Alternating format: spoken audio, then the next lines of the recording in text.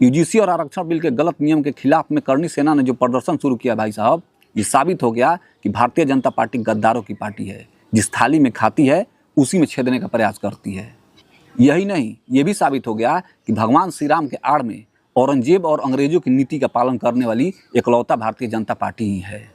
आप सोच रहे होंगे कि मैं ये बात क्यों कह रहा हूँ। जो राजनाथ सिंह आज सवर्णों पे कुत्ते की तरह भौंक रहे हैं, सवर्ण माताओं के दूध पे संदेह पैदा कर रहे हैं। किसी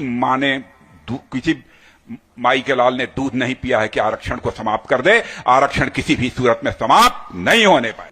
वही राजनाथ सिंह को भाई साहब इंदिरा गांधी ने इमरजेंसी के दौरान जेल में डलवा दिया था और इनकी माता का निधन के बाद भी उन्हें मिलने नहीं दिया गया था। वही भारतीय जनता पार्टी भाई साहब आज तक किसी भी कांग्रेसियों का कुछ नहीं उखाड़ पाया।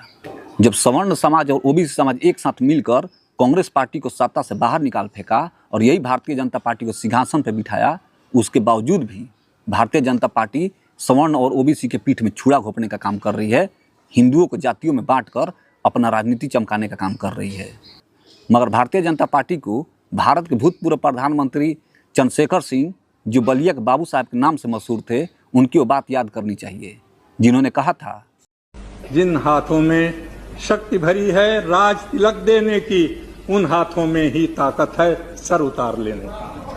वो दिन दूर नहीं है भाई साहब, जब ऐसा ही चलता रहा तो यही ओबीसी समाज और सवर्ण समाज एक साथ मिलकर इसी भारतीय जनता पार्टी को जिस सिंहासन पर बिठाया था, उसी सिंहासन से उतार कर वहाँ खड़ा कर देगी जहाँ पर आज कांग्रेस पार्टी और समाजवादी पार्टी खड़ी है।